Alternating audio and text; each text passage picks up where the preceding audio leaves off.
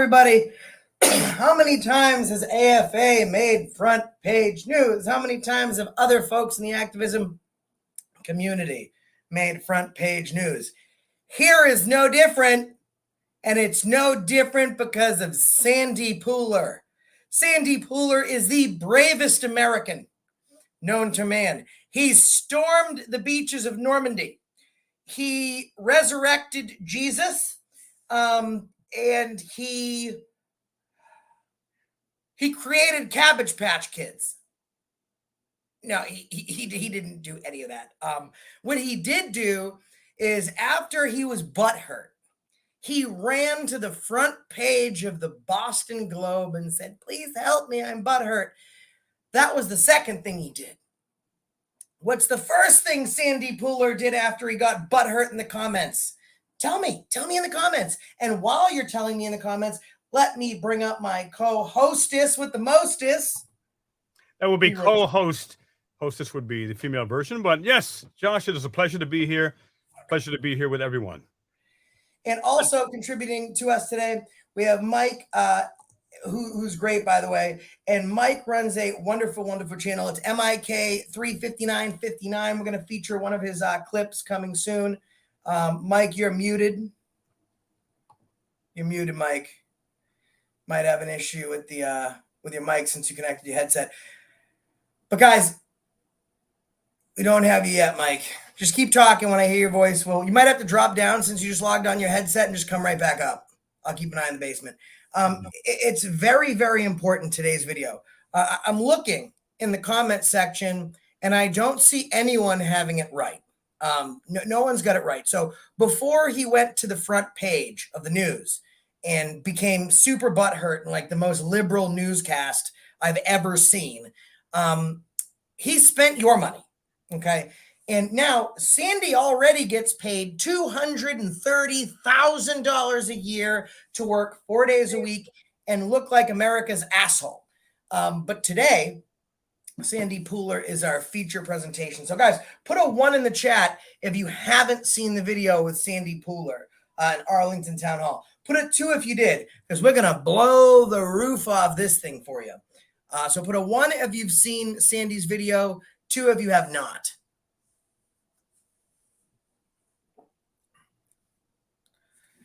St. Jude and Smo. Joey Surreal. Hello there, Heather. So a lot of people have seen it. So what I'm going to do is I'm going to run a quick intro for Sandy's video. I'm going to show you what an ass hat he made, and then we're going to go into what he did, the newspaper article, and the friggin' crazy amount of money that he spent having 2 lawyers come in and not explain and educate people how the First Amendment works, but explain and educate them how to ignore, basically, the public. So let's do a quick intro. If you guys don't know, about Sandy, this is his video. So we're going to play his video, let you guys jump in. Let me do a quick sound check with Mike first. Can you hear me now? Yeah, yep. Perfect. All right. Yeah, I don't know. I was getting feedback for some reason. I had to put my headphones in. Excellent. So let's run this video. We're going to run the intro, and we're going to show you guys just what Sandy did before he made an ass of himself twice over afterwards.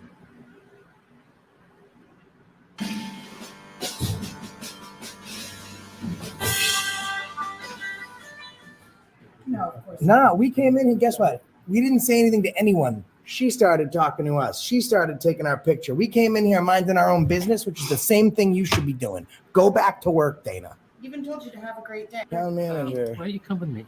No, I don't need to come with you, bro. Why don't you come with me? I'm staying here, though. Why don't you come with me, man? No, we're good. Thank you, though. Thank you, though. No, you come here. No, come here. No, you come here. No, you come here. This is like, how do you think we got in? Someone let us in. So you come here. You come here. You. Here we go, guys. I can enjoy this better. You. Why not? I'll talk to you. Here. You. I did not. You. This is my office. Here we go, guys. Well, it's our office. It's the people's office. It's a public building. Okay. And how did we get in the locked door? Somebody mistakenly let you in. Really? I don't think they mistakenly let me in. They definitely let us in on purpose. Just come over here. Come on. Come here. That's it. Come on. Oh, come on, man. Just Come let on. go of that. It'd be silly. Like I pay for my house, right? Yeah. For someone to tell me I can't go into my own house, I'd be like, well, I pay for it, right? That wouldn't make much sense. This is the people's house. If the people aren't allowed in areas that they pay for, then you should put up some signs, man, and just say, hey, listen, we want to restrict the public from the areas that they paid for. Goddamn. Or That's we're what- holding secret society meetings and we're sacrificing a lamb today. Please stay beyond the barricaded wall. Any other feedback? Emu. No, I just want to. But even though I wasn't a fan of you at first, I don't want you to lose anything. You dropped your pocket, Sandy. Man. Sandy looked for his pocket. You're running the town. Yeah. How much you get paid, Sandy? I get FOIA requested. I'd just rather not have to go through all that. I just want to know what you have to tell me. What does the town manager's position in Arlington usually pay? $225. $250,000 almost. And you didn't realize that you couldn't drop your own pocket. I didn't know what you were talking about. So I wrote down, So you're gonna run the city, but you couldn't mentally break down that I just told you, a grown man making $250,000 a year, solving the city's problems, that you weren't physically able to drop your own pocket. Making $250,000. there you go. What's going on? So that's Sandy. Let's see. I think Mike had some feedback. Can you hear us now, Mike? Yeah, I can hear you. I'm not sure. I have nothing. Do you have the YouTube video open up in the background? No, I have no audio on in the other. Sound good now. Let's see. Okay, perfect. Yeah. So Oh, guys- there we go. All right. So let's break right into this, guys. So he got butthurt. He makes $230,000 a year, and his big thing in this article was, I don't understand how me dropping my pocket could even be relevant. You run the city's problems. The homeless population is ever increasing, and at $250,000 a year, you don't know as a grown adult that wastes all our money that you can't drop a fucking pocket. Get it together. That's a huge fucking problem. This guy is a level 1 fuck knuckle, guys. Level 1 is as bad as it gets. He's that much of a fuck knuckle. So I want to break right in to this story now. Leroy Truth and I get an email, as is our way, because we're always contacted by email. And we are told by this reporter that he needs to speak to us. And this article is going to be right down the middle. This is the Boston Globe, for Christ's sakes. And I've been actually on the Boston Globe's front page before. So I got feedback from you, Mike. I don't know where it's coming. You could have another window open, Mike, with the Yeah. with this Everything else streamer. open. It's all. Just so Mike, I'm gonna drop you down. Just what you need to do is make sure every link is closed aside from the Gmail link that I sent you. All right, sorry about that, guys. Whoops, that was the wrong button. All right, so let's read this thing. So we call him and we say we can't wait to get your take on freedom and an unbiased view. Now it's called YouTubers Film and Self-Public Workers in Towns Across Mass for Self-Declared First Amendment Audits. Now look at Sandy's face. Sandy looks like a victim rising from the ashes. There's a black facade behind him. His face is lit up. He's got that same dumb fucking look across his mouth that says, I'm the world's biggest asshole. Come follow me on Twitter or Instagram. He looks like an entire moron. So this is Sandy Pooler. He is the $250,000 wasted in Arlington. So let's get right into this article. Then we're going to go into the money that he wasted having 2 lawyers tell people how to ignore their job and to best not be liable. That's right, guys. It wasn't about respecting the fucking public and doing their fucking job. It was about how to violate our rights as nicely as possible and then not be held liable or share in any liability, which I think is a real shout out to how awesome they're doing in Arlington, Massachusetts. They're doing really. By the way, Josh, but where else was this front page news in the world? Where was this article front page? This is the #1 streaming article in Norway. Actually, the guy didn't have the balls to tell me that he published it on the front page because he's a fucking pussy. He didn't have the balls.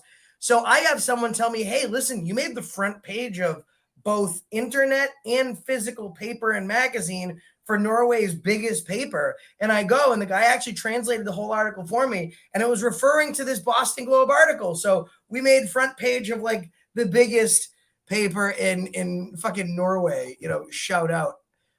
Because I think I was just attacked by a Norwegian recently. I love the Norwegians. Both of us have many fans from Norway, so shout out to them. Now, what it says under the picture is Arlington Town Manager Sandy Pooler was a recent target of a YouTuber filming in the town hall claiming to be a First Amendment advocate. There I go again on my own, going down the only road I've ever known. The scuffle in Lexington's public library last month was short, but seen by thousands.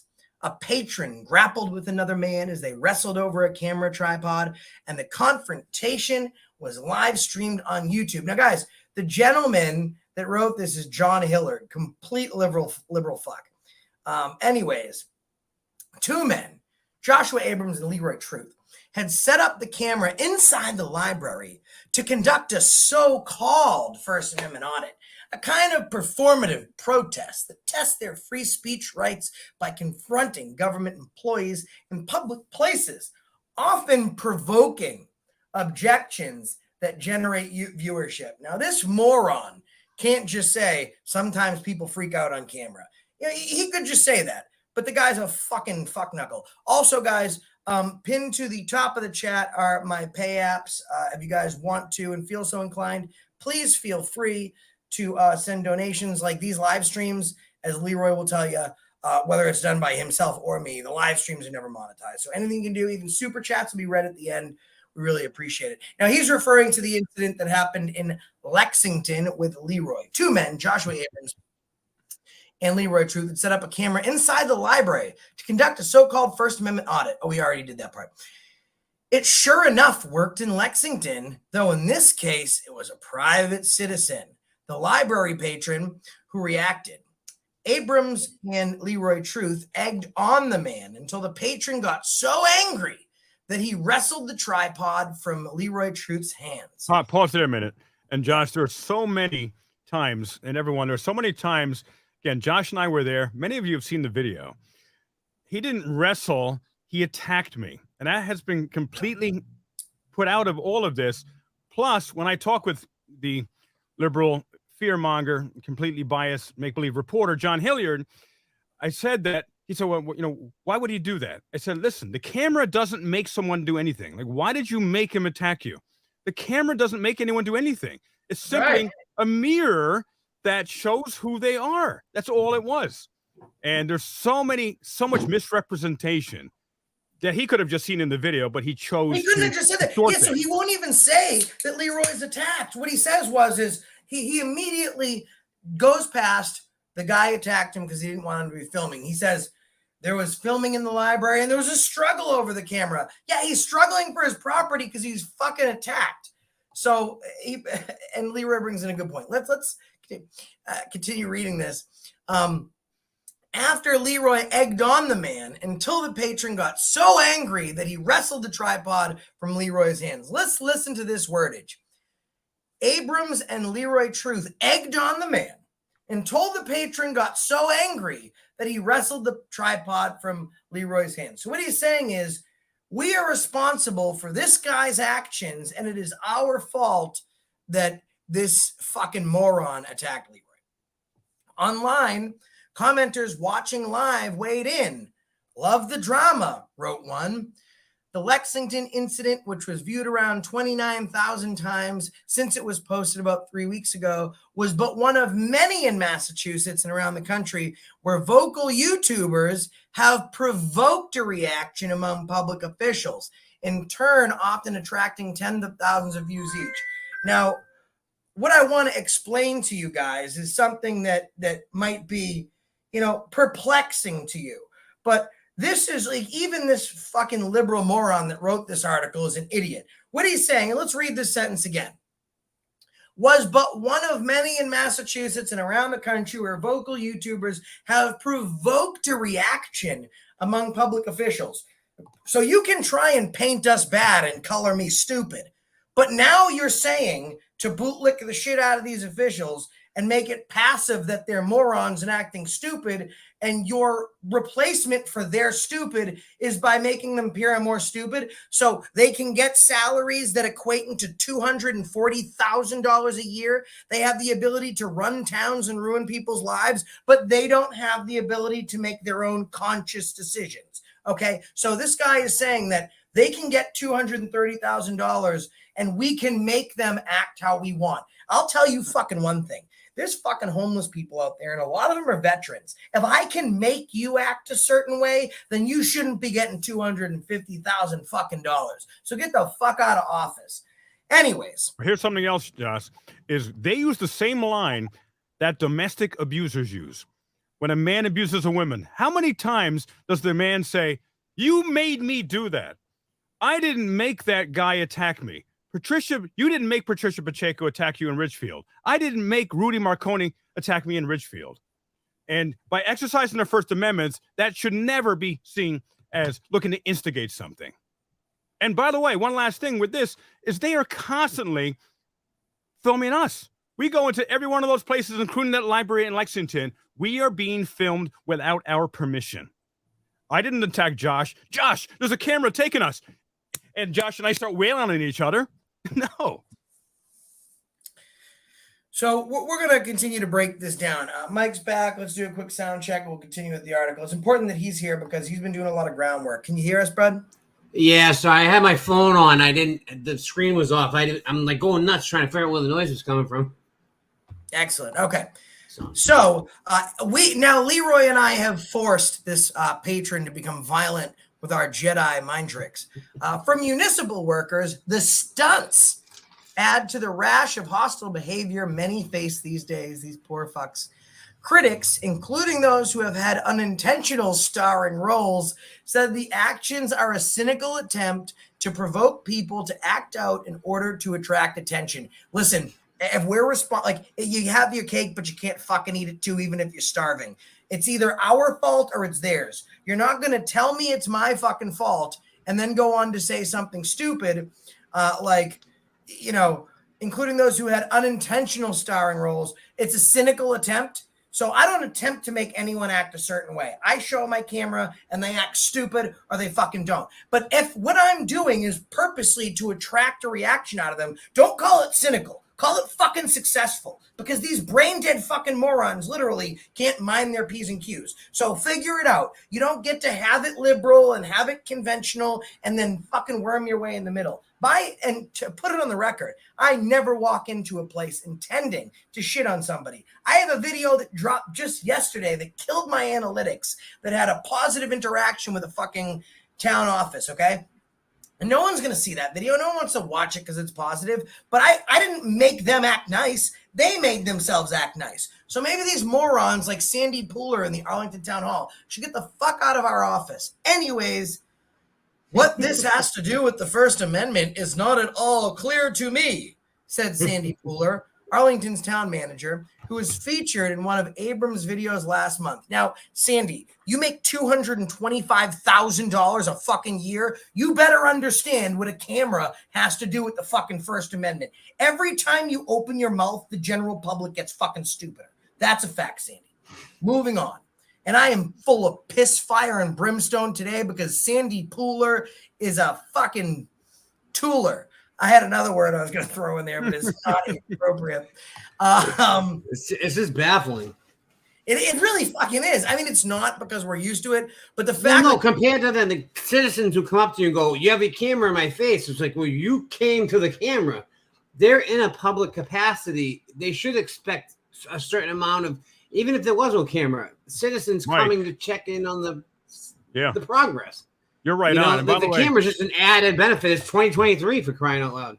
Right, absolutely. And one of the things that the reporter John Hilliard asked me is like, why do you and Josh put cameras in people's faces? I said very angrily, we have never, ever done that. Ever. And you show me a single video where someone has actually done this with someone.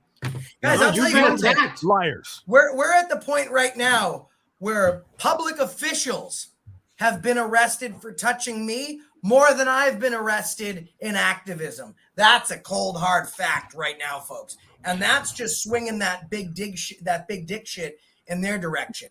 They're morons. So continuing, Entitled morons. Yeah, in the video titled "Tyrant Boss Barks Town Orders and Looks Stupid," which is true, Abrams is seen swearing at Pooler while wandering around an office space used by town workers. It's used by we the people, and it's important you guys remember that, because when we get into this fucking Zoom meeting, you're going to see exactly what I mean. They're not just coming in and filming, but they're saying nasty and juvenile things to people to get a rise out of them, Pooler said. Again, you make $230,000 a year. If I act juvenile and that can make you look like America's dumbest asshole, then maybe you need to find a fucking job, because every time you open your mouth, you look stupid. Diego, he couldn't survive the private sector. Thank you so much for this. I'm going to read the super chats at the end because I got a lot of time to get through. So we'll read this at the end, and thank you so much. So let's continue reading here. This is a big article. I want to get through it. Abrams is one of the more prolific local creators of such videos, which generally follow the same basic formula. Guys, you can run the same Google search that I did. I wrote, where is the word prolific most often used? It's in reference to serial killers. Fact. I didn't make that up. This is a fact. And this guy knew that. He used the word prolific because it has a negative connotation to it, and he can swing you in his direction. I know what direction you're swinging in. It's probably Sandy Pooler's. Anyway, continuing on. He'll enter a city hall or other public building, usually with another YouTuber, making their own video. They wander around, stop when they encounter public employees, and record them on the job. They'll move along if there's little reaction, but sometimes, get this, we ask questions and film how employees respond. Holy shit. In a video recorded in Lynn, Abrams argued with a worker about a city regulation and told him, shut that mouth. Abrams told the man the public has a right to insult city staff. I'm not going to be insulted, the worker told Abrams in a video. Yes, you will be. You work for us, Abrams replied. Stand by that. In another video recorded at a town hall in Wakefield, he asked workers on camera, who's the stupid visor? Oh, my God. Oh, my God. The shame. The shame. I had people that read the front page of the fucking Globe call me up today, including one of my attorneys, and we had a good fucking laugh about this. In an interview, Abrams said he's trying to educate the public about their freedom of speech rights and remind public officials to respect them. I'm nice to everybody, unless it's an issue where they're questioning my rights, he said. And this is the caption for Sandy. He looks like he never looks fucking natural. Sandy Pooler always looked like his picture was superimposed onto the picture, right? He looks reminds me of Broadway, like someone on Broadway. He looks like a mortician apparition on Broadway.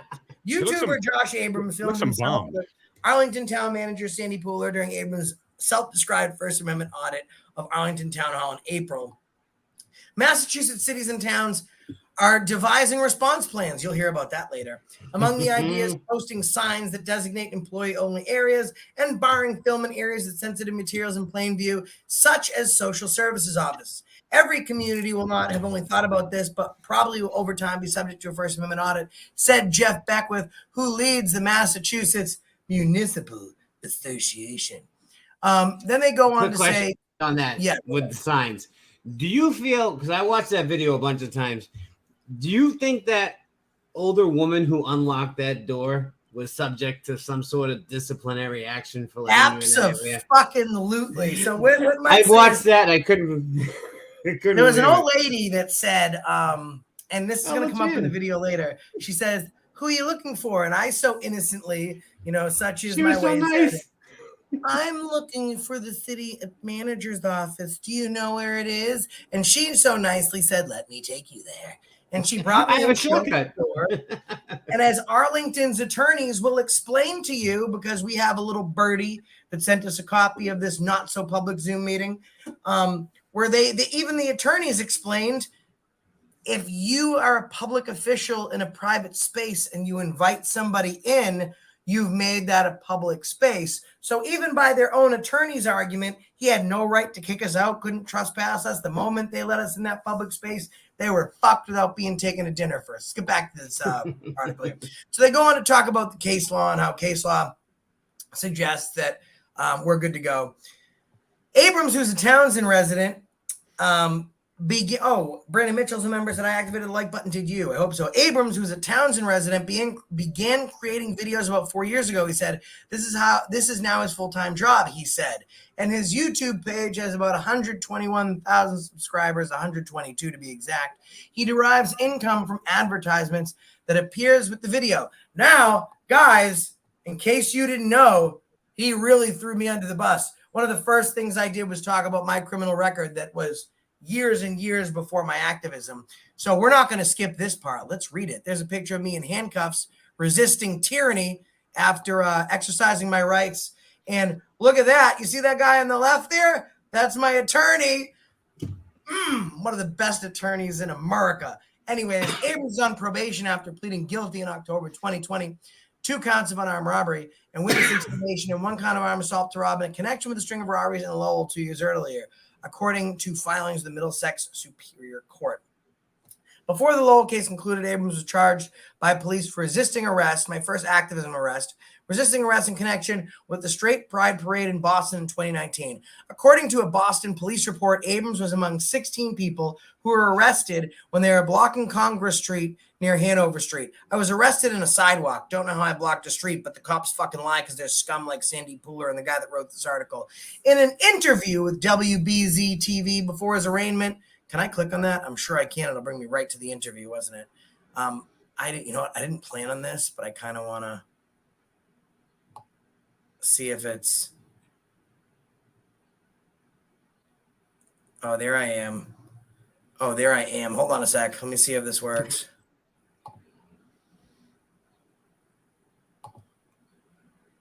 Ooh.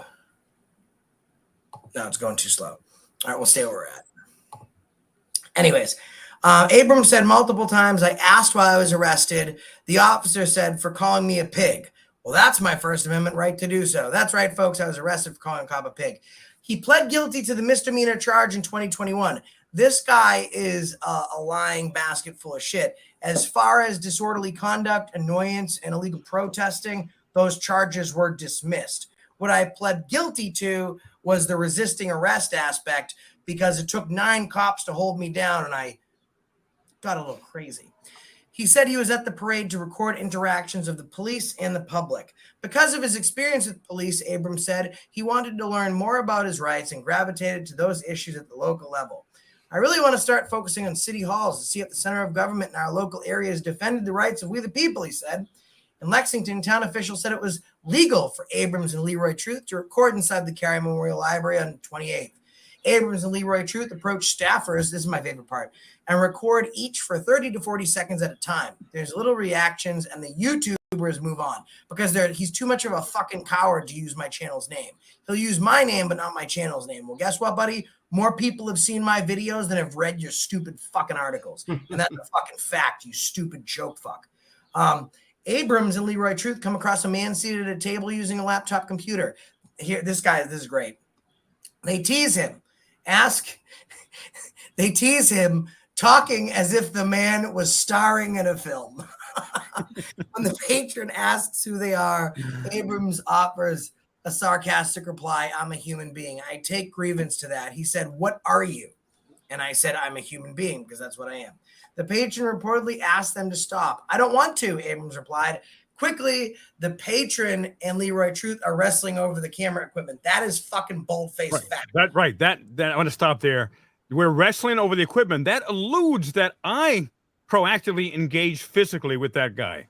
When, again, he attacked me, and then it escalated, and then I de-escalated it from there. How shocked were you that a patron of a library was that actively aggressive, like going after you for a camera?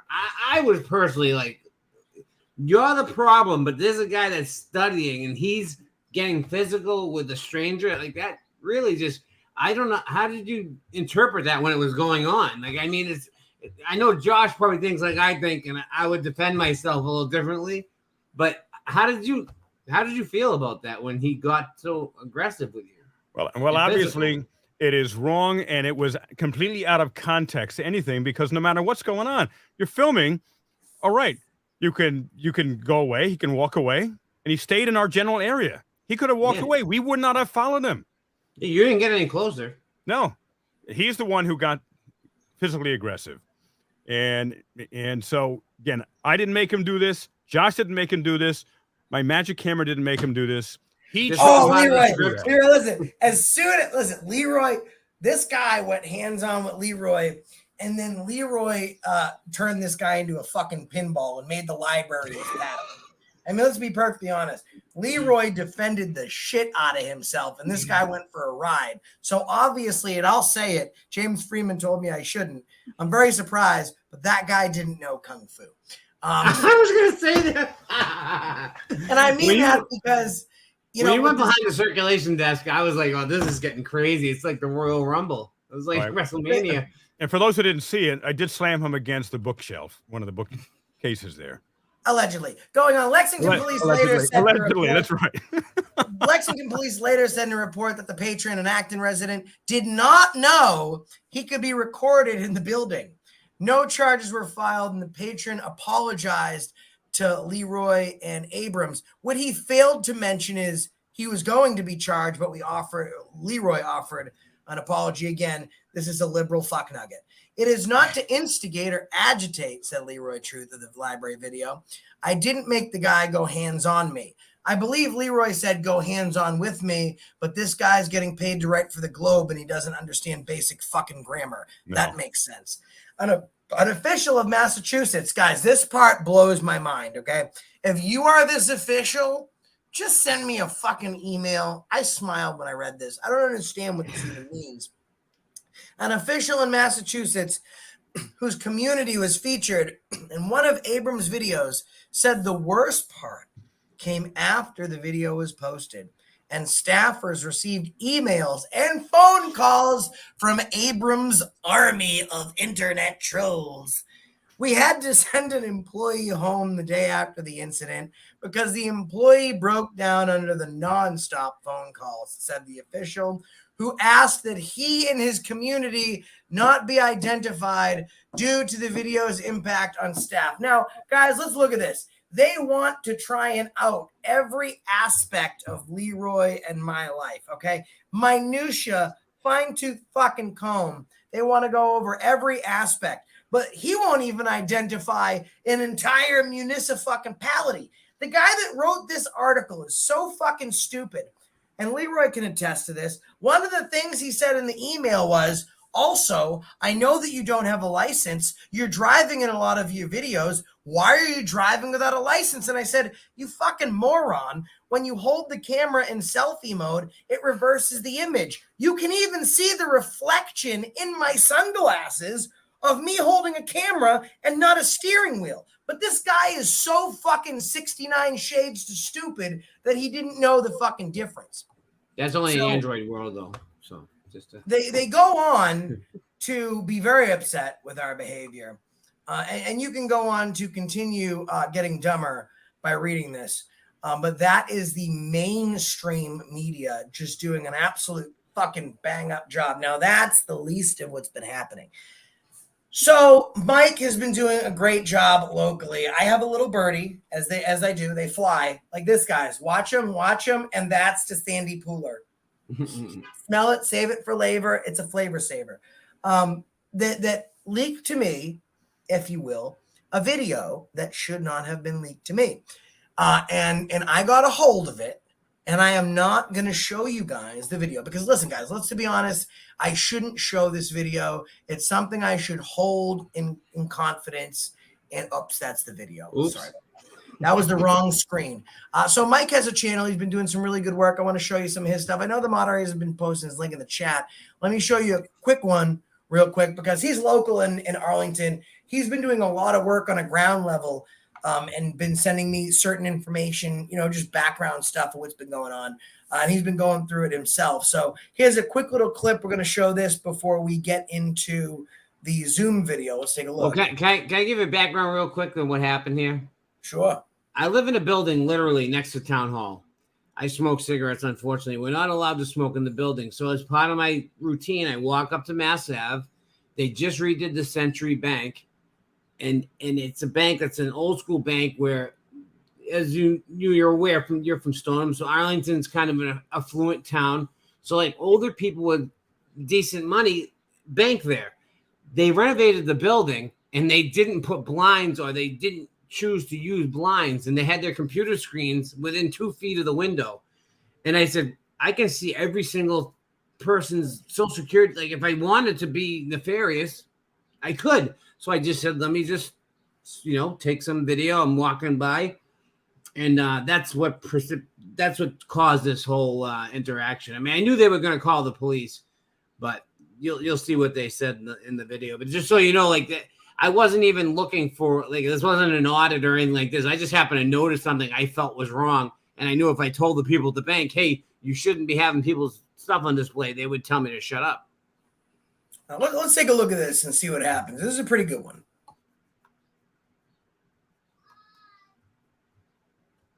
I'm one of your biggest fans on TikTok. Yeah, no, but there's nothing I could get caught up in. Well, I've seen you post pictures of the photos that you've taken, and I don't want you to post that stuff because I don't want you to get jammed You up. cannot trespass what the eyes can see. If your eyes can see it, But you're taking pictures of confidential information. that's You're their posting it on- confidential information I that they know, have to I know, protect. but I don't have to post it on protect it. social media. I can post it anywhere. I'm conducting a news story of them not protecting their customers. You are a wonderful investigative journalist. Thank you. I follow you. I think you're great. I think all of your content's wonderful. Well, it's not. It's all a bunch of shit. It's whoever watches what, to be honest with you. And apparently, no autographs. No autographs. Please, please, please, please.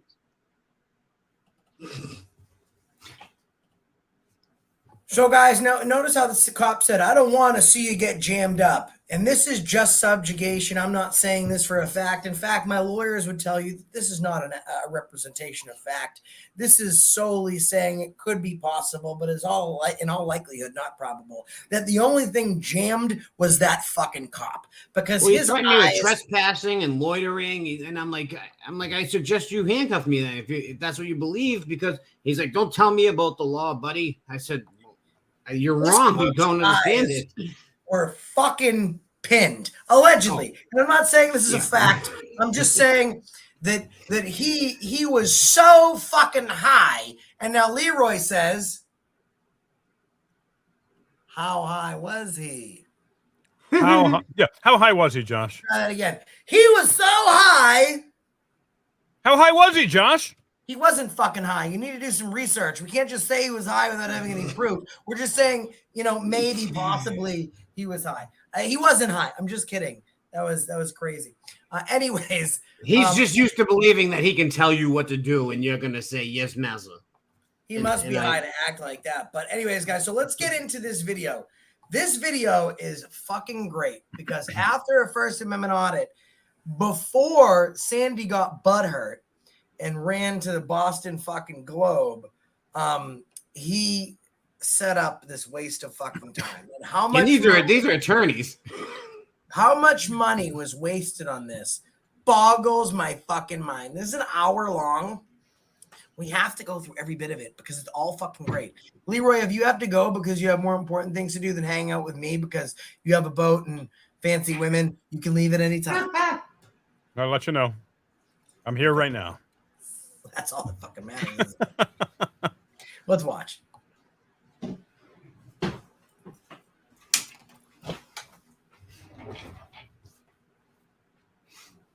Oh, what did they take it down?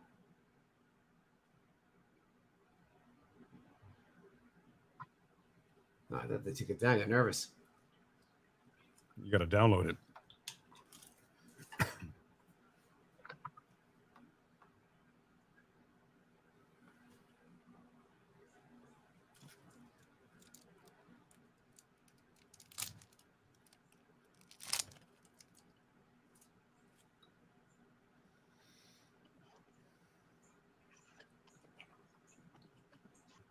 While we're waiting, Leroy, Sorry for get the my delay, email. everybody. Oh, We should sorry. get started in a second. Just waiting for Doug to log on. Just in general, I will say that thank you all for being here. I know this is an important issue to many who faced this last week in Town Hall. This is designed to be more of a practical approach to how to deal with these issues rather than a constitutional law class with citations to case law. But if anybody wants to get into that discussion, I'm happy to, or I'm sure Doug would as well. Happy to talk to you. And guys, real quick, while we're watching this, look at the dumb fucks. There's Anna, she, her. There's Joan, she, her. There's some them, theys. I want you to look at some of the fucking stupid questions that are posed. Now, these are things they should know the answers to before the fucking audit happens. Like, what happens if they film you in your office and film private information, i.e. tax bill, and put that on social media? Joanne Sliney, you guys really need to like put like anonymous.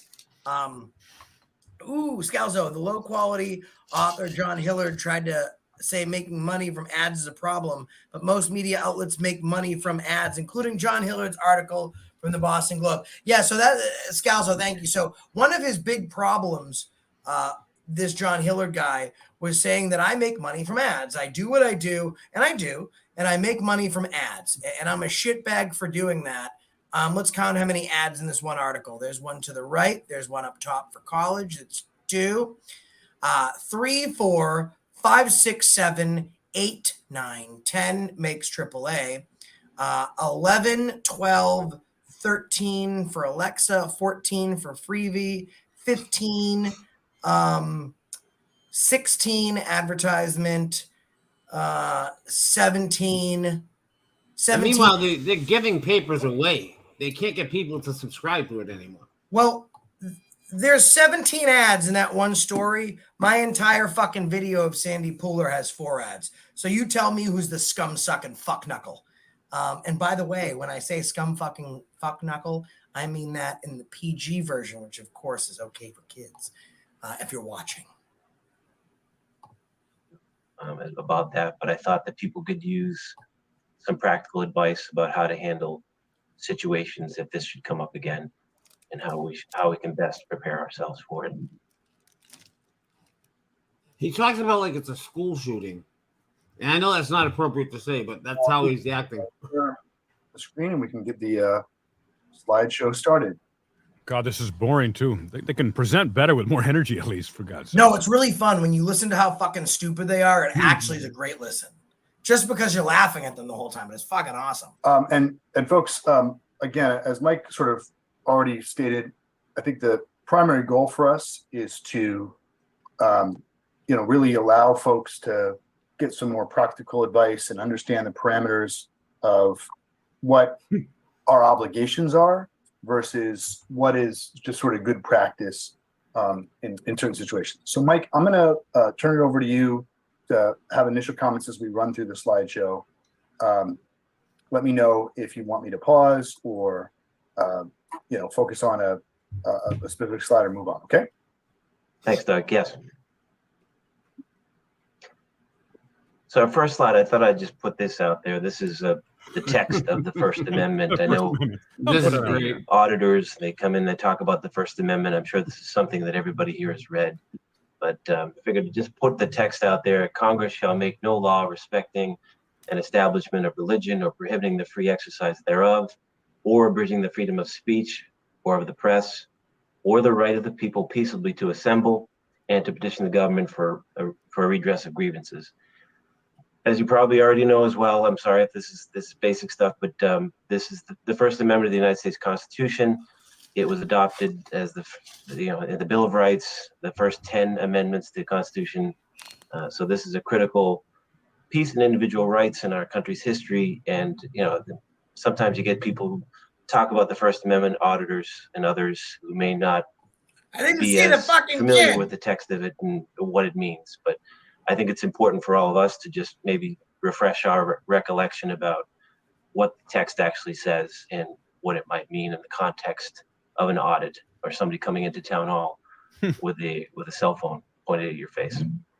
So I can move on, Doug, unless you have something to mention. I just want to put that. Your job. Yeah, if I can just add something, I think what's really important to understand about the First Amendment, I think we all sort of know this in the sort of the background of our heads, but what's important to understand is that a lot of rights, ranging from the the right to assemble on the town square and articulate a political position, to the rights that people have whenever we create a limited public forum to be able to express critical views of the government, to a woman's right to choose, to what we're talking about today, all stem from the First Amendment. And different judicial philosophies and political philosophies articulate and draw different things out of this, oftentimes wanting to exclude other things out of this that other courts and other folks believe is enshrined in the First Amendment. But while the text of this looks relatively limited in scope in many ways, the reality of it is that so much of our conception of privacy, ability to interact with the government on our own terms in many ways stems from this. Important just to kind of set the foundation. This is the language from 1791 on which everything that comes after it is based. And as Doug talked about, there is a body of case law since that time that has interpreted what these words mean, what rights people actually have in accordance with those words. And so that the actions taken by somebody like an auditor really are part of the body of case law that has developed since 1791. But this document itself is important to recall as the foundation of all those cases moving forward.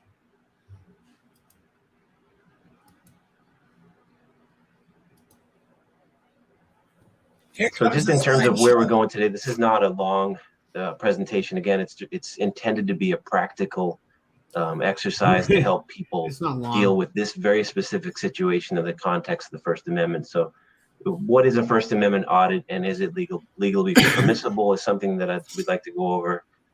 Second, Doug, how do we prepare for First Amendment audit? Are there steps that we can take to try and make sure that we're in the best position to handle something like that as best we can? I understand, these things happen. Do your job normally. Somebody comes in off the street, they have a camera. And guys, so the brilliance of this is that they're not teaching you how to better respect the First Amendment. They're teaching you how to fuck our rights up and do it with as little liability to them or the city as possible.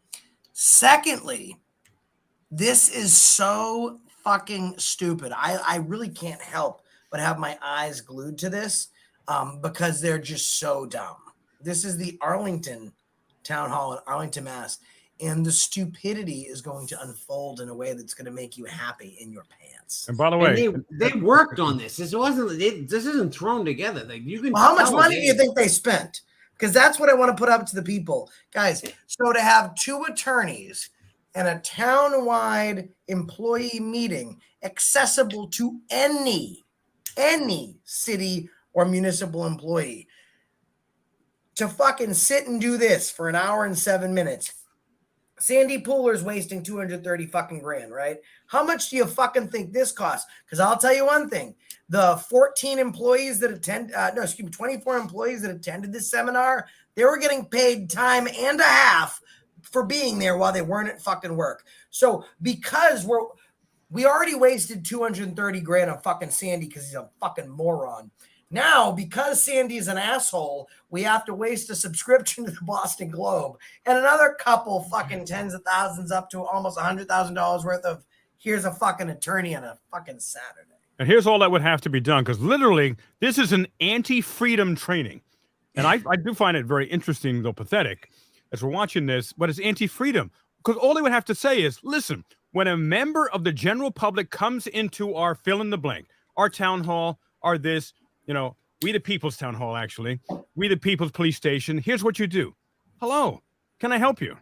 Whether I'm like this or I'm like this. No, thank you. Wait, you mean do their job, Leroy? Yeah, and that's all. Oh. I could have, all of us here, the 3 of us could have trained these town employees in 60 seconds. Someone comes in, how can I help you? Welcome. Well, they're going to tell them how to do their job, Leroy.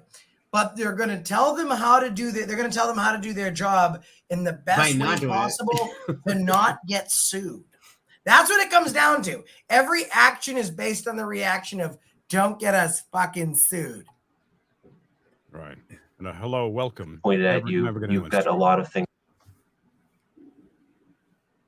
I'm sorry, Leroy. Go ahead. I was saying, and welcome to our town. And can I help you? Never got a single person sued. And that's the long and short of it. No, thank you. Okay. If you need anything, let me know. That's it. Well, But let's hear what they say. I just cost. But how do they make the correlation to a woman's right to choose to the First Amendment? I mean, I feel stupid for not understanding how that's related. Well, so. I mean, This is a conversation for another day. But what I all right, well, I just that's the first thing they brought up, and I'm like, I had my this seems odd. attorney go through this. So a woman's right to choose is not a First Amendment issue. That's what but I it figured. is. It's a legal right, of course it is. You know, Right. you should be able to do what you want, Right. but it's not the First Amendment. So let's It continue. seems more like a talking point for them to just use to get attention, but that's what I was wondering. Things All right. going on in your office. You're busy during the course of the day, so it's hard for people to adjust and react on the fly. But to the extent that we can prepare ourselves for that day, should it come, I think Doug and I have a few suggestions on things we could do. How to handle it. So that's more about a discussion about when you're in the course of the audit. You're in the moment. How can you best deal with that? What is the best approach? What should you do? So there are a few discussion points on that we'd like to go over today. And then finally, I'd like to go over, what do we do in the aftermath? It is typical. I've watched a few of their videos that are out there. It is very typical that they want to create a situation that leads to a public records request. Sometimes they make it the day of, sometimes they make it in days that follow. They often refer to it as a Freedom of Information Act request, which is not technically accurate here in Massachusetts. We're subject to the public records law because we in Arlington are creating municipal records, and so that we're bound by, and Doug will talk about that more at length at the end, but that we're bound by the public records law here in Massachusetts. And then we'll open up the floor to questions, anything you might have. But again, this is not intended to be an exhaustive discussion of the development of case law on the First Amendment. But to the extent that people want to have such a discussion, Doug and I are always happy to do that. But if you have specific questions, we'll try and deal with those at the end as well.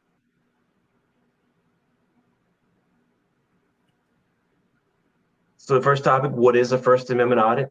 And I stole that screen. Now, guys, this is how stupid. I really need to remind you, the town of Arlington only employs stupid fucking people. That's not my thumbnail. It's not my thumbnail. It's a place I've never audited. So to show their employees what a piece of shit I am, they found, now guys, I have like 1,100 fucking videos they could have chosen from. The exhaustive efforts by these stupid fucking attorneys, they were able to find a thumbnail that was not mine. By the looks of it, it might be Press New Hampshire, but it is certainly not mine. But anyways, let's continue. They probably have something smart to say. Screenshot from one of their recent audits that was done in Clinton. I think it gets some text that appears there, Doug. I tried to do your. I'm not as good at slideshows as Doug. Oh, I just got to make sure that I'm clicking on the. Yep. Doug is a slideshow expert. Okay. First, a First Amendment audit is not an official audit. As we saw last week, to the extent that people saw that last week, it's really these people are YouTubers. They usually don't identify themselves. They come in, trying to catch you by surprise. But just like any other person, though, it really comes into your office and could ask for service. You don't necessarily know what the day is going to bring. But these are not official auditors affiliated with any government agency or somebody that's a private company that perhaps has some jurisdiction over the town's finances or books that would be involved in an official audit. This is not that type of situation. That they call themselves auditors, but it's really not an audit. What is an audit? Typically don't. They don't let us know in advance. But So this is a comedy show. This seems like some type of really poor Netflix special on stupidity.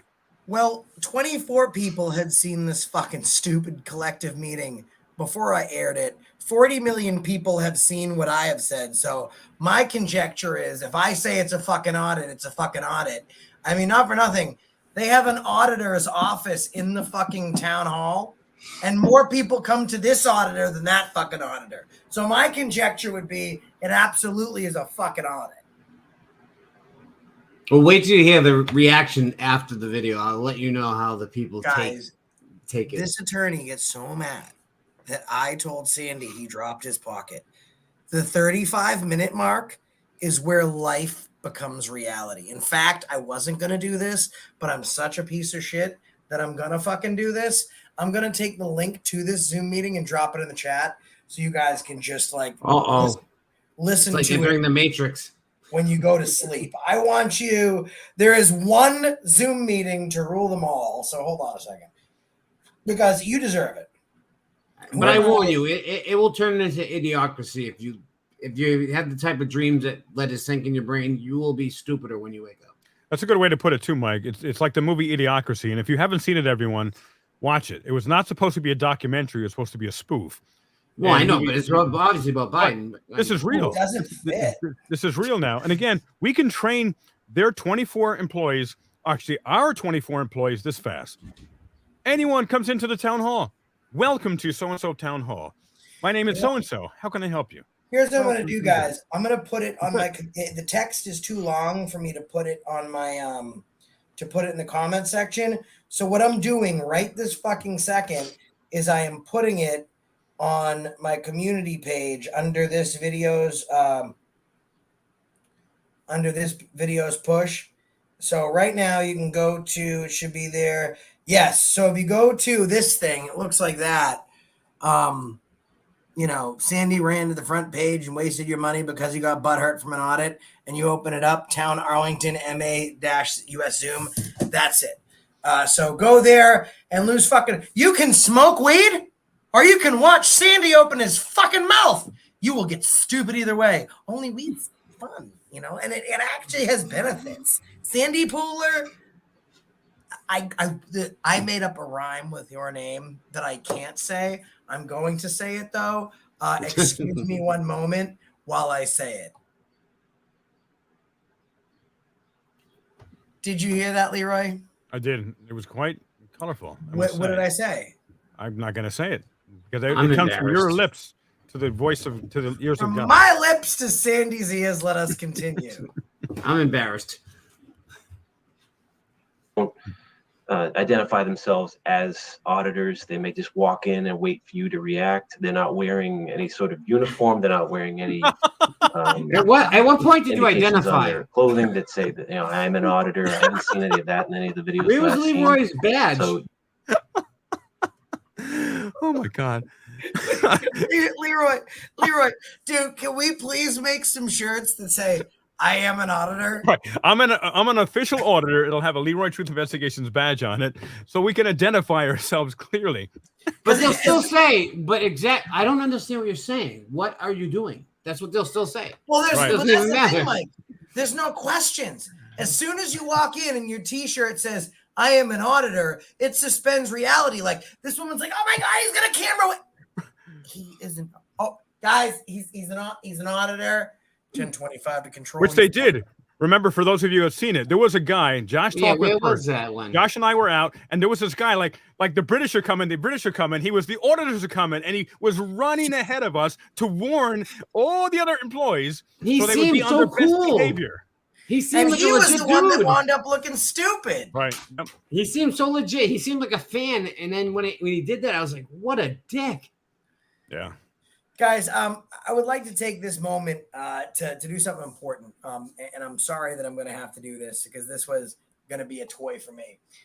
This is a Bell and Howell, okay, 1959 director series, Whoa. not private camera, but actual film reel. And you'd say to yourself, well, this thing doesn't work. You'd be wrong. It actually still works. It's in perfect. It's an 8mm. No, I believe it's 12. It's the dual electric eye. I mean, this thing was top of the chart. So here's what I'm going to do. That needs to be used on an audit. Someone has to use that on an audit. I'm not gonna have time. I found it at a fucking yard sale. I'm not gonna have time to use it at a fucking audit. And I don't want to because I'm afraid I'll break it. But anyways, for the next, it's 6:30. So until 7 o'clock, the biggest super chat in the half-hour time frame, either super chat or donation to one of the cash links. Karen Oak says 16 millimeters. Whether the biggest donation, either the cash links up top or super chat, the largest donation will get that sent to them along with an AFA t-shirt. So an in working order actual camera that is not used for home photography. It was used for movies with the case. Also included is this cool fucking Bell and Howell booklet. That manual's worth money. I mean, hey, you know, we try and help out the people. Back to Sandy being an asshole. Nice segue. So you may not necessarily know that they're an auditor, other than that they have a camera and they're pointing it at you and they're filming. That they want you to react to that. Dave Chappelle wrote Pause this. for a second. Of One course. of the things that I mean, these are relatively new developments. One of the things that has obviously changed the game for this stuff is you know, the development of, you know, effective iPhones that can easily record, edit, all that kind of stuff.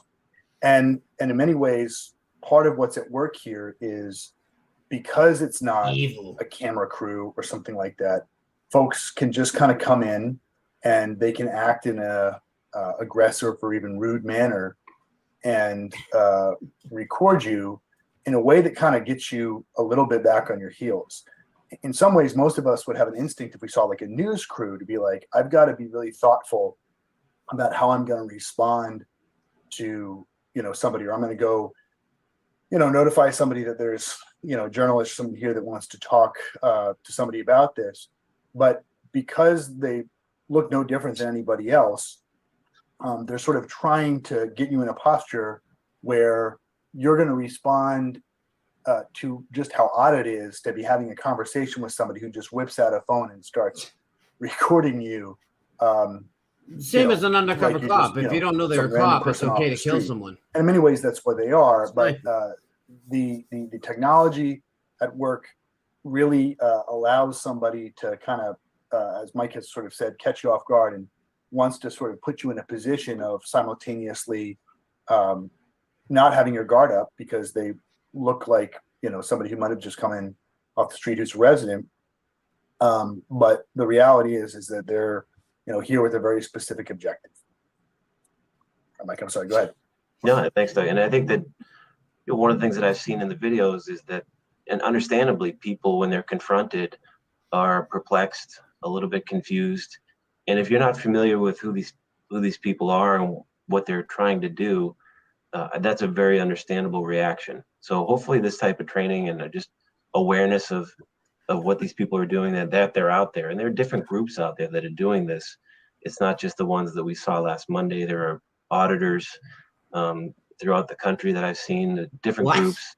And unfortunately, I think because it's a competitive marketplace, they're out there to get maximum number of views, which drives donations and competitive marketplace and ad dollars. The conduct could escalate in terms of its outrageousness and its attempt to try and provoke this. So that's next. You know, the auditors use more. So again, this is the great part of this, is that they're saying like the more outrageous the video, the more, you know, money that we get. So again, it's our fault that they act outrageous. At the end of the fucking day, they're responsible for their own behavior. They can't even take responsibility for that. Imagine you went to college for law, Josh, right? And you watched a few of your videos. Wouldn't you realize these guys come in, if there's no interaction, they freaking leave. These guys are spending money on the sky is falling, and these are evil doers, and they're coming in to make us look like fools. They could just say, hey, be normal, do your job, and they'll just go away. Listen, if I went to college for law, and then I saw one of Leroy in my videos, I would ask for the money back from the college where I went to school. Well, obviously, because lawyers are, but that's a different story. Well, here's another thing too. I resent the fact that they say that we whip our phones out. I have never whipped my phone out before I went into a town hall. No, you need to. Leroy, listen, bro, next time we go to an audit, you have to make a big thing. Like, I'll be standing there I'm going to do fucking that. static. And as soon as someone comes out, you just need to go. You need a device made that comes out of your sleeve, like in the movies. You ching, and it comes out like a gun. Like a Batman device. When it's Yeah, referred to about whipping out something in public, it's never a good thing. But leave it to Sandy Pooler to make that a talking point. Yep. There you go, Sandy. Mobile phones to record interactions with public officials and employees, and then post their recordings to the internet. So that's the whole game here. They're on. Whether they're really truly crusaders for First Amendment rights, not for me to say. I do know that they're really trying to get as many views on the internet as they can. Typically, these videos are posted to YouTube. I've seen a bunch there. Seen a few more now there. Get as many people to comment and subscribe and like as they can. The goal, and by the way, guys, comment, it appears like, and to subscribe us to be the goal, is to provoke employees into unlawfully detaining or otherwise violating their First Amendment rights, or just simply trying to get you to react in a way that may drive increased internet views. So I think the goal is to just do your business without getting hassled. Took an action that runs counter to their First Amendment rights. I think that would be very good for the number of views that they'd receive. But anything at all that's out of the ordinary, if you. So I really need to talk about this. So what he's saying is the goal of the auditors appears to be to provoke employees into unlawfully detaining or otherwise violating the First Amendment rights, or just to get an employee to react in a way that would increase internet views. In summation, our only goal is to go out there and to get people to violate our rights. I'm a fucking civil rights activist in 2023. And if you go back to 1953, there's not one fucking civil rights activist that wants their rights to get violated, because that ends up in a fucking body bag. The problem is there's cameras everywhere, and that's why they'll take us to jail. But us going to jail in 2023 is us getting lynched up in 1950. These guys are absolutely out of control. And I'm going to tell you one thing, guys. And I'm going to do it now because I'm upset and I'm aggravated and I feel provoked by Doug Heim. I'm going to say it. I'm just going to throw it out there. I've been provoked. This is the Robbins Memorial Town Hall in Arlington, Massachusetts. I think the reviews are shut down because there were a lot of bad reviews when I put my video up. So I'm going to write a review, and I don't think anyone's going to be able to see it. I'm going to say Sandy is a turd Ferguson. Okay? That's going to be my review. And please, guys, don't redress your grievances. We have no rights. Don't you also leave a review. Well, redressing your grievances, Arlington does play a game with limited what do you call it? Limited public forum. And they try to say the library and the library is limited public forum. Right. Well, they're wrong, and Leroy will go down to that library and show them a thing or two. Guys, right now there's 4.4. It was down to, like, real low, but they like to delete public comments because Sandy's a fucking piece of shit. But let's go back to the video, and we'll check back in later on where the ratings are at. Let me get this video up here. We got to breeze through this because this is over an hour long. There's like 40 minutes left to go. If you behave in a manner that might drive views or be considered embarrassing is helpful to get. That's really what they're trying to do. And I think sometimes Doug alluded to it earlier. I see, and it's true in the video that sometimes they get to the point where they're actually quite rude, and that I think that's an attempt to provoke people. Yeah, Mike, can we pause for one other second here? So one thing that might be helpful for folks to understand is that, especially in Massachusetts, the evolution of this is really only a little over 10 years old. It started with folks who probably had a more altruistic idea of what they were doing. So the original context for a lot of the cases that developed this First Amendment right to record public officials originally police interactions. And guys, I hate to bring this up, but he's saying like originally when First Amendment audit videos first started coming out, they were more altruistic. Like, hate to fucking break it to you. I'm in that fucking second gen. Just so you guys can fucking take that in and, you know, regurgitate it at will. You know, the John Felixes, the Gavin Symes of the world, the James Freemans, first generation, okay? I'm second gen. Instead of just filming cops, I'm out there and saying, fuck you, pig, right? So it's still altruistic. I'm still doing this for a cause. But because Sandy Pooler at $250,000 can't not act like a retard on fucking camera, that doesn't take away from what I'm doing. That takes away on the fact that someone hiring people is a fucking moron. This has been brought to you by Leroy's penis that you just saw before he sat down in his boat. My battery was dying. I had to plug my computer in.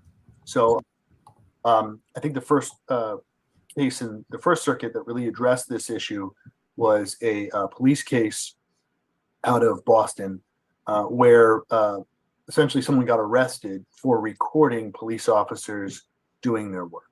And, you know, again, it's easy to sit, you know, an armchair quarterback and look back at those sort of officers and say, you know, why would they, you know, arrest somebody for just recording them? But I think one of the things that this sort of audit experience sort of highlights is that when it happens, there's a natural instinct to sort of be defensive about what you're doing, even if you're not doing anything wrong or illicit or whatever.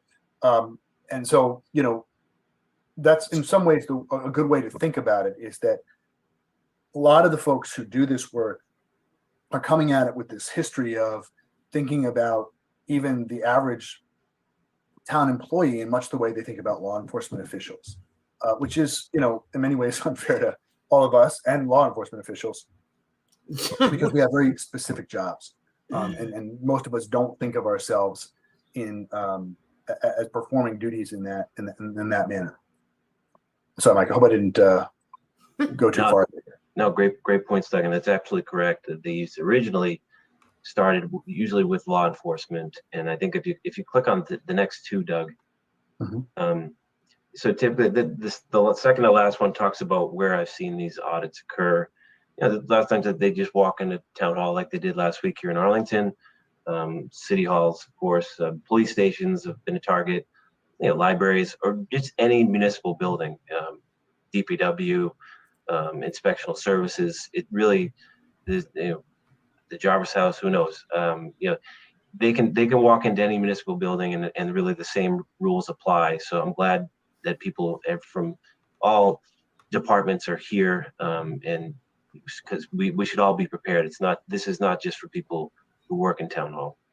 And I did find a matter, Doug. You talked about police and somebody being detained. There was a matter in 2018 in Colorado. Guys, I do want to say real quick, there's some people grilling me in the comment section. They're not to be deleted or removed at all. You know, you can remove someone if they're violating community guidelines, if they're using racist or homophobic speech, get rid of them. But if they're calling me a fucking asshole, then they can call me a fucking asshole. And I don't know who would ever hang out with Leroy Truth, but he's a fucking asshole. This gentleman, red tie on that boat slip, he looks like Agent 47 if he really needed to think about his life choices. Well, you know, the Bible says for someone to hate you, they have to love you. But seriously, I don't want anyone being removed from this chat. We are free speech. Unlike the police, unlike these town halls, we are free speech. I might disagree with what you have to say. I respect your right to fucking say it. So if I see mods removing people from saying Josh is a piece of shit or Josh is fat, we're not going to be doing any of that. So let's get back to this video, but I wanted to make it perfectly and abundantly clear. We have free speech here. Okay. I haven't been called old yet, so I'm waiting. We're not these fucking troll channels. If Shanduli wants to call me a fat piece of shit, that's his fucking First Amendment right to do it. I don't want to see anyone being removed for expression of free speech. We're not the assholes in this Zoom meeting. Right. We respect the First Amendment. Colorado Springs with the police. detained an individual under a disturbance of the peace charge, and they ended up paying $41,000 to settle that claim because well, in theory, they did that because they didn't feel like it was a good stop and a good arrest. Josh, can you So pause there's 1 second there? I just want no to admission comment of on liability. The fact that they that paid 41. liability. The town of Arlington, if you look this up, they have a long history of doing things that get themselves sued. Like about 8 months ago, they were called to the only hotel in town for an individual that was a white male, and they happened to detain a black male that didn't match the description whatsoever at all. And he was coming from work and everything. It had nothing to do with it. They had a nice little lawsuit because of that. And I just thought that was funny that they're trying to say auditors are setting up a payday when their own employees are costing them money and not buying body cameras. But that's a different story. $41,000 is not particularly helpful in terms of establishing that what they did was proper.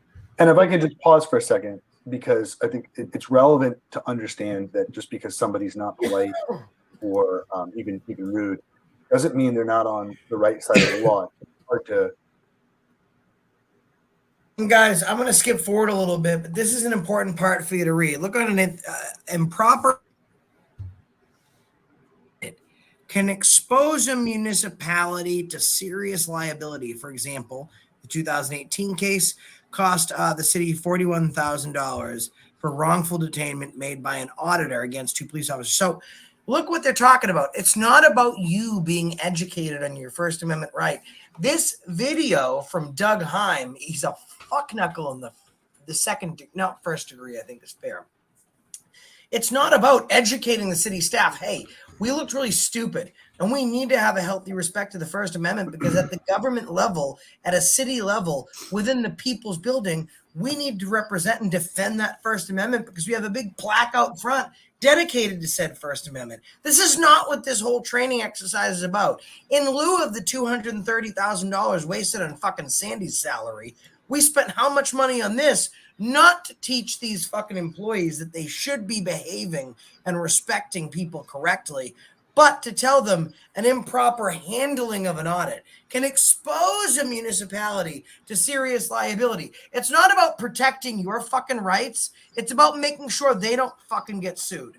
This is the Arlington Town Hall. And by the way, guys, if you look at the Arlington Town Hall, the Robbins Memorial Library, they're down to 4.2. So obviously the review pages are working. I'm going to go show you a quick one. And I'm not going to be able to do like too much voiceover in this video because we got to get through it. But 4.2, the newest one is from Josh. And it's loading. There we go. Watched your audit training video, threw up, thought of it, and threw up again. So if you guys feel like addressing to the Robbins Memorial Town Hall, this is the town hall in Arlington, Massachusetts. Then, of course, such is your right. I would never ask you to do it, but you might ask yourself to do it. Let's breeze through this video. Sometimes see it or accept it when someone is treating us poorly. But usually what happens in those contexts is there's an arrest that has to be based on probable cause. And, either it's trespass, and conceptually, you have to understand that the way a court would look at it is that a member of the public is trespassing in a public building is a difficult bar for us to get over unless, Mike's going to talk about this a little later, we make some clear delineations about what is space open to the public and what's not in our buildings. And the second piece of it is, again, when you're talking about obstruction of governmental administration or some charge like that, disorderly conduct, the bar for those things is pretty high in order to prove that kind of claim as a matter of criminal law. And we can all understand that if we're upset with someone in our local government or someone that we're interacting with, the law doesn't generally tell us that we have to behave in a super specific manner. And so what we would have to see in order for harassment or real obstruction of governmental administration is pretty outrageous conduct that actually threatens people in a way that most people would find put them in some sort of danger, or really was so long and abusive that it constituted harassment. Mike, should I, next slide? Yeah. Being a jerk is not necessarily a crime. Other First Amendment audits legally permissible? And again, this is a little bit of a disclaimer, typical lawyers, but yes, typically they are permissible depending on certain factors. But in Massachusetts, the public is permitted to record certain public officials in public places as they undertake official business. So if somebody walks into your office, and we'll talk about this, as Doug alluded to, in an area that's open to the public, not a private office area, and they've got their phone out and they're filming you, that is permitted, as long as they're not disturbing your ability to do your work or being an unnecessary disruption. If they're standing there just holding their phone filming you, that is permitted under Massachusetts law. That's the point there. If the auditors are recording in a public area of a public entity's building, such as the lobby of a public accessible portion of an office, they're typically permitted to be there, which is what we saw for most of what Arlington went through last week. There was an instance where they ended up in the town manager's suite in an area that is not open to the public, and that was a problem. I just wanted to note, however, the First Amendment is not absolute. The Supreme Court has recognized there are certain places known as forums in which the government can limit speech. The most protected areas are traditional public forums, such as streets, sidewalks, parks, and town squares, where governments may impose only very limited speech regulations. Other areas within public property are known as non-public forums, such as military bases, police and fire stations, public schools, courthouse lobbies and hallways, and the interior of government office buildings. In those, governments may impose significantly more restrictive regulations. If you're just a member of the public, you can't just walk into Arlington police station and go behind the desk and start wander around inside the police station. Even though it is a public building, there are areas of that building that the public is not permitted to go without a police escort or permission of the police. And that is permitted. Doug, go ahead. Yeah, Mike, I think one of the things that Mike and I recognize is that there are a lot of spaces in Arlington that occupy a little bit of a gray area, right? So for one, there are spaces that we haven't necessarily, because of the kind of community and kind of government services we provide, we haven't traditionally thought, well, this is open to the public, this is closed to the public. Oftentimes it's been, well, this is open to the public within reason. And unfortunately, folks like this sort of make it necessitate us making some firmer choices in terms of where we're going to allow the public, and maybe firming up some of our practices in terms of the formality with which the public is invited in certain spaces. There's also some gray areas with respect to, when I think of the treasurer's office, or I think of the legal department, you might be standing in a space where you're allowed to be, the foyer of Jarvis House, or the entryway to the treasurer's office. But if you're using a camera, you might be able to record information that's private to other people's, water bills, or any data that's open on a computer in the treasurer's office. Or in the legal department, there's confidential attorney-client privilege files. Mr. Cunningham handles workers' compensation. There might be medical records. And while those are usually secured,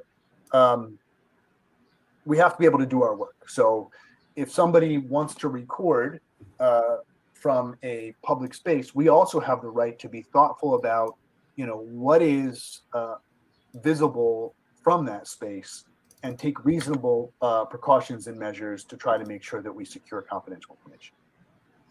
Absolutely. And we'll talk about that a little bit more when we get to the preparation slide, and how we can best ready ourselves for audits. But this last Guys, the important part I want to point out is coming up. And I just got an email, as I often do. And it says, just paraphrasing, I hope this email reaches the right person. I'm a big fan of Josh and Banana and Leroy, and I noticed on several occasions they were asked for a press pass. Josh always mentions that vets fought for our rights. I'm a Marine Vietnam vet, 2 years in country. And I think it would be awesome if he would hang a 3x5 laminated card from his neck, the visible side blank, and when asked for his press pass, turn it over and show a pic of the headstones at Arlington National Cemetery. The cemetery is a sprawling 624 acres and contains over 400,000 grave sites. They are the ones that gave Josh and Banana and all of us the right to be free and record. I got this email while this live stream was rolling, and I think that that's absolutely a phenomenal idea, because if they're going to shit on the face like fucking Sandy Pooler and Hillard and all the assholes over in Arlington, if they're going to shit on the sacrifice of those people, I want them to get a healthy view. In fact, if you have somebody in your family or someone you know or was a friend or a friend of a friend, whatever, send me a picture if they lost their life in defense of this fucking country, okay? And I'm going to create a fucking slideshow. And the moment that anyone asks me who I am, if I have a press pass, or if I have the right to film, I'm going to start fucking playing that video. And I guarantee you by the time they get to the second face, they're going to be out of there. But don't worry. They talk about what to do if you need to leave the fucking room. These guys absolutely disgust me. This is the Arlington Town Hall. Let's continue watching. Last piece of this particular slide I wanted to just highlight, because I think this is really an important takeaway. Municipal employees should treat auditors as they would any other member of the public. And I think that they have the right to go in and film in these areas that are open to the public. They have a right to film us. I know it's not comfortable. Many people don't like being filmed by somebody's cell phone, and that's understandable. But as public employees, as Doug mentioned, we have a diminished expectation of privacy, and what they're doing is permitted. The best course, and from what I've seen in the videos, the best way to handle it is the same way you'd handle anybody else who walks into your office for any particular request. If they don't make a request, you could just ask them, is there something I can help you with? And if they say no, which they typically do, at least at the start, then you say, okay, well, I'm here if you need something. And then go back to doing your work as you would if someone else of the general do here. But I think that people who didn't have notice last week that did an excellent job. Well, this is the preparation, and this is some of the things that Doug's already talked about. But one of the things that we want to do, and I think we're planning to do, at least my understanding, is to demarcate public and employee areas with signage. You can click on again, Doug. Gets a little explanation there. But it's important to note that if you as a municipal employee, if you bring a member of the public into an employees only area, you may have converted that area into a public space. If you do this with a different customer while a First Amendment auditor is present, you cannot bar the auditor from entering this previously private space as well. So I mean, there's a little bit of gray area here as well. I mean, if you have a specific meeting, so the town manager suite, for instance, they know there's a conference room on the interior portion of that office. If there's a resident who has a meeting and that resident's inviting him to go to the conference room, that's not the same as inviting a resident in who's then talking with general people inside the office. To the extent possible, we want to keep members of the public who don't have appointments outside of that area in the public area only, because we run the risk of converting the interior space into a public space, which then becomes subject to filming. I know that's not easy to do, but that's how we want to do it. And then this is the point that Doug just made, which is important. Review what is public facing in your office space. As Doug talked about, many of our offices are pretty open by design. They're meant to be interactive with the public. They're meant to be open to the public. We want to be public servants. We want to be customer service friendly. But if you want to click again, Doug. So there is, we want to make sure that we're not inadvertently exposing matters of personal privacy, documents subject to attorney-client privilege, or documents subject to the exemptions of the public records law. So, this could come up in many of these departments. There are materials that many of us handle every day that are not for public consumption. There are matters of personal privacy, not just in the law office here or even in the treasurer's office. There's other offices that have personal information. We just want to be aware of where those documents sit in the public facing office areas, so that they don't get caught on camera. That's something we can do to just try and protect that information. In other words, do their jobs. This was I don't know, this is a thought. You don't necessarily have to do this, but determine in advance who will provide service during a First Amendment audit. If you want to. Like I said, I don't have a lot of time to do a lot of voiceover, but I mean, let's look at what this says. Remember, if you bring a member of the public into an employee-only area, you may have converted that area into a public space. If you do this with a different customer while a First Amendment auditor is present, you cannot bar the auditor from entering this previously private space as well. Remember this, guys. If you're fucking doing audits, remember this. You want to click one more time, Doug? Yeah, some people are more comfortable dealing with these types of confrontational situations. You may have somebody in your office, kind of, if people understood maybe 15, 20 minutes into what was going on. Understand that, that where a lot of people might be coming from is a point of, kind of like, who do you think you are coming in and trying to like make fun of me or make fun of, my colleagues and stuff like that. And so harass me. But at the end of the day, it's a TV show. It's a TV show that wants to create moments that somebody is gonna sort of click on and enjoy. And as Mike said before, I think that the town did a great job. And watching some of that audit, I saw the ways in which they tried to manufacture moments in that sort of interactions with certain employees. I think most people might have seen town manager Sandy. There's this whole absurd exchange about, telling him he dropped his pocket to try to like make him look silly because you can't drop a pocket. It didn't, it doesn't make any sense to me. And I don't. That didn't make sense to you? The whole point is he makes $230,000. He should know that he can't drop a fucking pocket. Well, because you asked, let's make it make fucking sense to you, Doug Heim. We want to restrict the public from the areas that they paid for. Or we're holding, secret society meetings and we're sacrificing land to please stay beyond the barricaded wall. Any other feedback? No, I just want to. Oh, but even though I wasn't a fan of you at first, I don't want you to lose anything. You dropped your pockets, Andy. Yeah. Sandy, you're running the town. Yeah. How much you get paid, Sandy? I get FOIA requested. I'd just rather not have to go through all that. I just want to know what you have to tell me. What does the town manager's position in Arlington usually pay? $225,000 almost. And you didn't realize that you couldn't drop your own pocket. I didn't know what you were talking about. So you're gonna run the city, but you couldn't mentally break down that I just told you, a grown man making $250,000 a year, solving the city's problems, that you weren't physically able to drop your own pocket. You're making $250,000.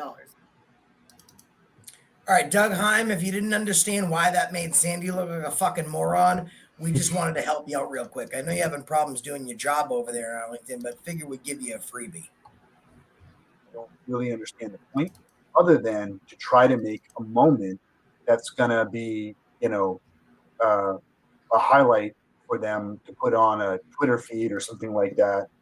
Town manager, explodes when he finds out he can't drop his pocket. Stuff like that. Can you do me a favor, Mike? Yep.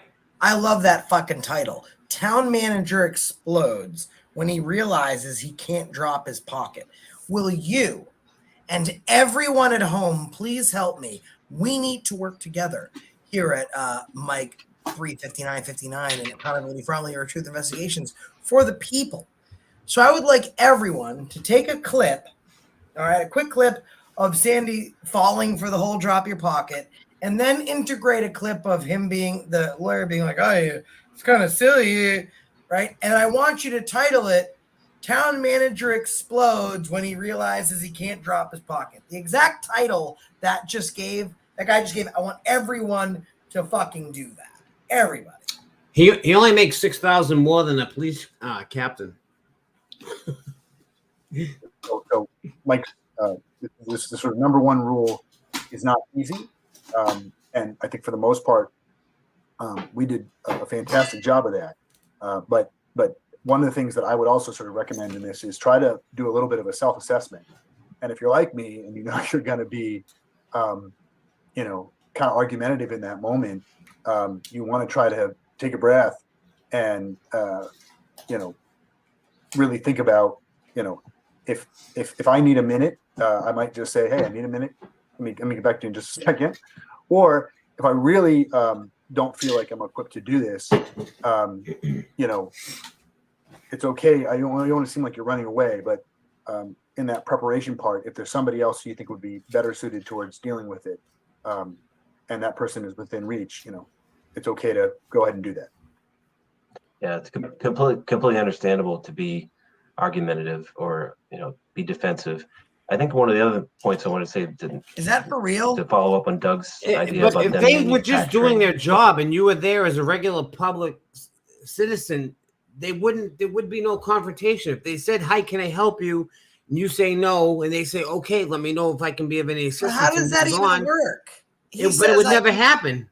I can Why would they completely need help? understand, and it's fine if you want to be argumentative. Why is that acceptable for a lawyer to be telling town officials like, yeah, no, it's good. Be argumentative, be an asshole. Like, these guys are fucking dicks. Like, straight up, this is the town of Arlington. You should all be going to the Arlington Town Hall and not leaving a review because I said.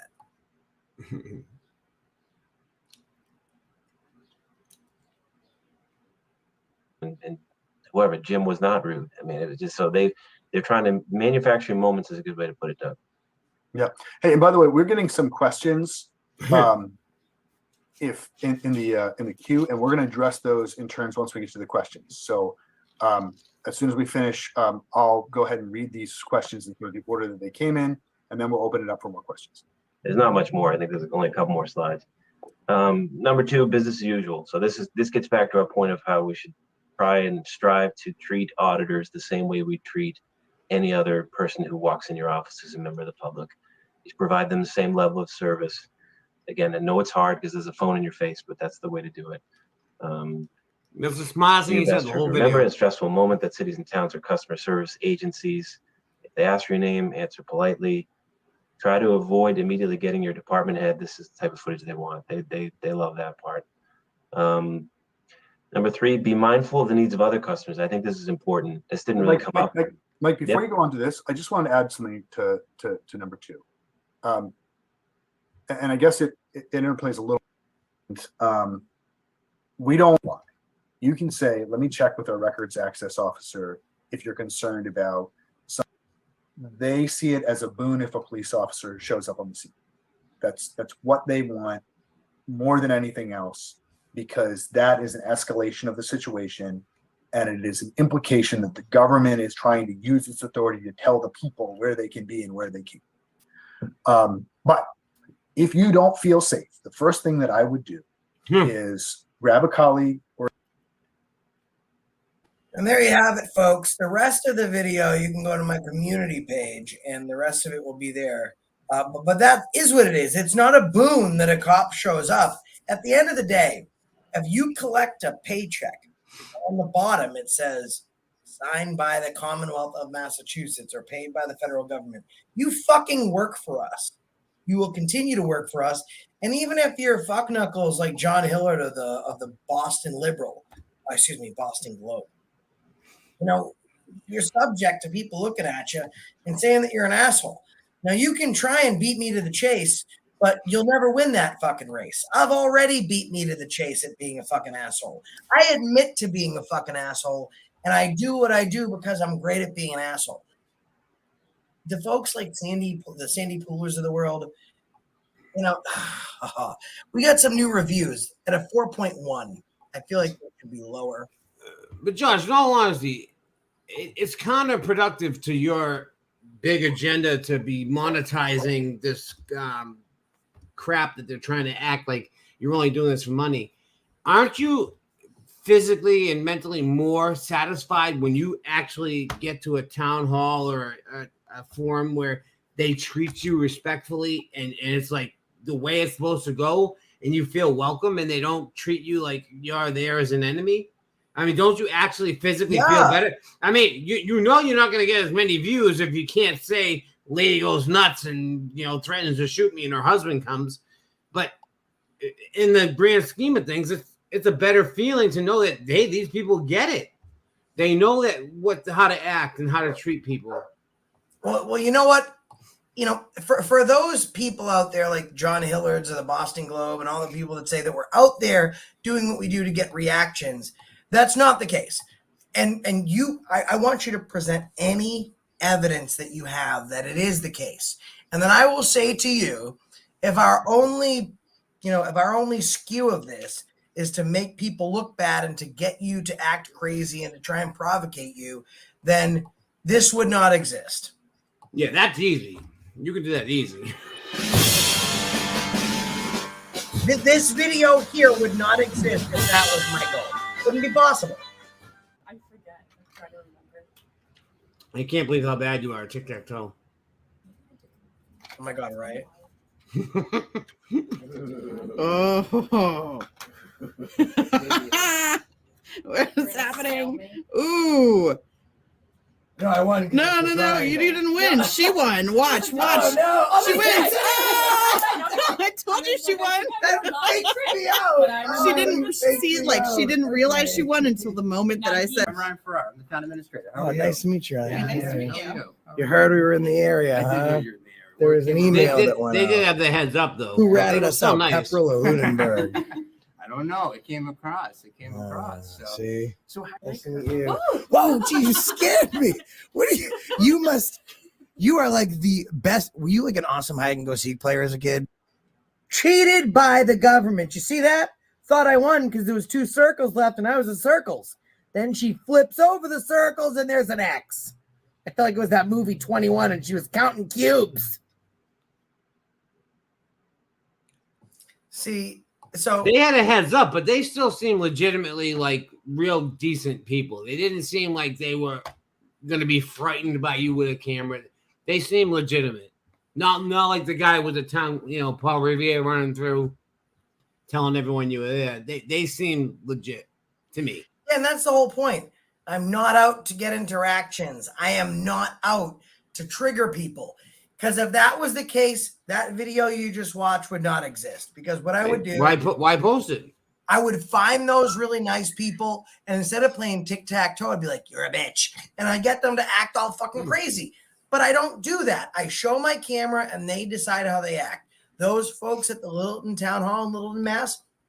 Decided they wanted to be the epitome of professionalism, and that's how they appeared. It's a fucking shame that video only got 15,000 views, and it didn't get more views because I wasn't screaming at them and they weren't screaming at me. But the point of us doing what we're doing is to create some sort of bridge, some sort of gap that can be divided, so we can say, I understand you're the government and I might have some distrust for you, and you understand that I'm an activist and I'm always right. But we need to figure out how to fucking bridge these gaps. And we're never going to do it while the Sandy Poolers of the world are getting $230,000. Listen, I don't care if you lick the very, you know what? I wasn't going to show this. Hold on.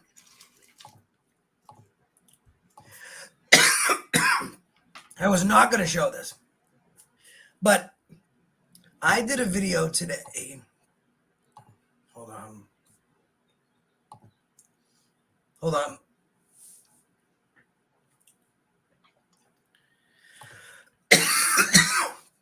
I want to show you the intro. And then I got to end this. Hold on. Here we go. All right. Yes. Yes. Okay, perfect. Hold on.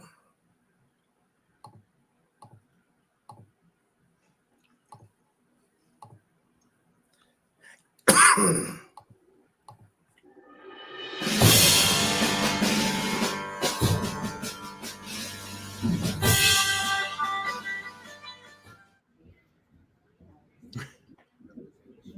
I ask what you're doing?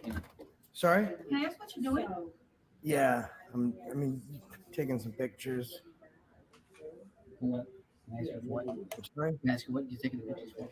I don't want to disclose that information. Give the what? I'm gonna get the police call. Or you take. Oh, you don't want me in here? Immediately get the police. Wow. Hmm.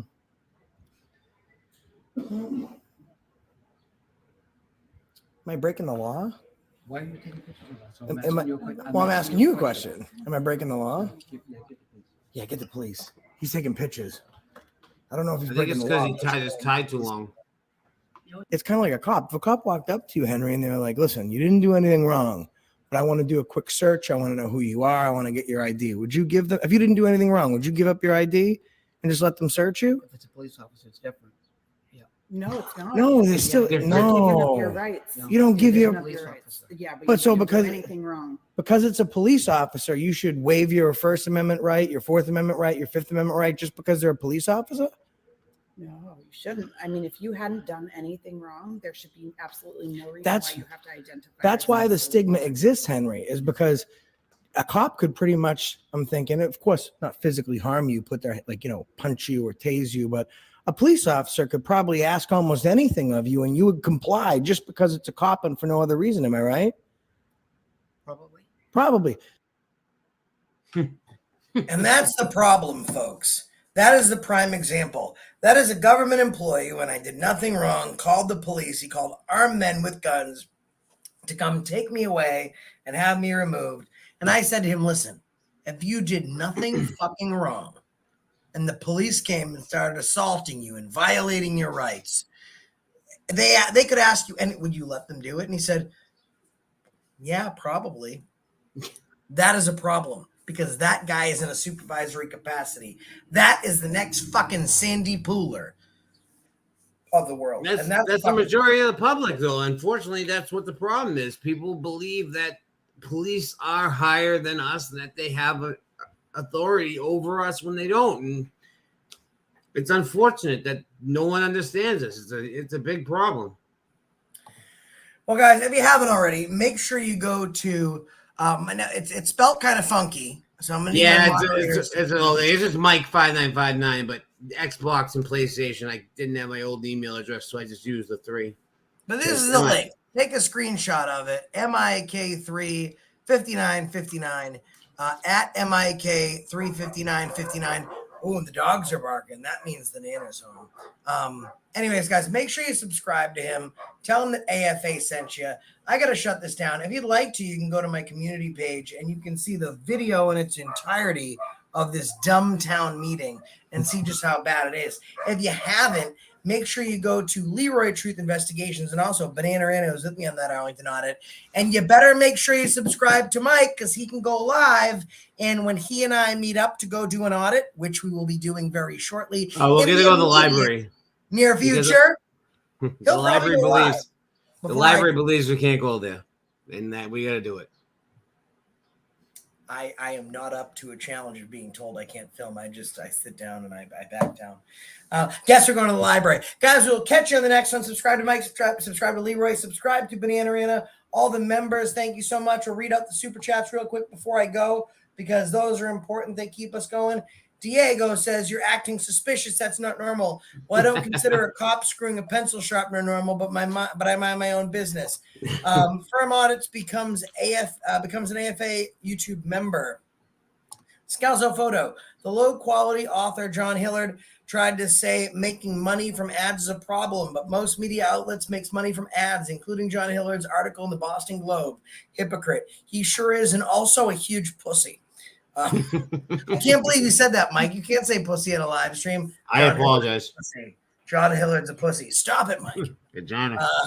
Josh swear like the cop who didn't see the kid. Toe Cutter for $5 says Leroy is Agent 47. People should thank him for only pointing a camera at them. Scalzo Photo for another $10.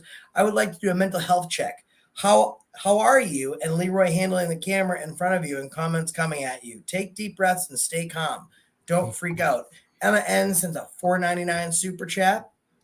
Scalzo Photo again says, the concept of a 1A audit is, as an everyday citizen using their press rights around government. Corporations don't have more rights than an individual. You got that one right. Scalzo Photo also for $5 says, wouldn't film outside of a bar of drunk people get more outrageous videos? City Hall is full of the most boring people. Unknown JD Esquire sends a $20 super sticker. Scalzo photo again. Thank you so much. Says, lawyer said water bills are private. Actually, you can look up any address and see what people's water bill is and property taxes and other info. That's Well, all. he also said that when he brings people into an office, they made sure to mention that an auditor doesn't have an auditor's uniform. If someone's there to be a identity thief, they're not wearing identity thief uniforms. So if they're in the same office, they should treat all sensitive information the same, regardless of who's in the office. It's like they don't think about that though. They act like it's. Oh, you're welcome. You're welcome, Thripple. Major the Polar Bear. That was him. I'm getting my I Am an Auditor t-shirt, and I'm going to be peacefully protesting the Arlington Town Hall. Guys, thank you so much for watching. We will catch you on the next one. And don't forget, that's the reason I stopped you today.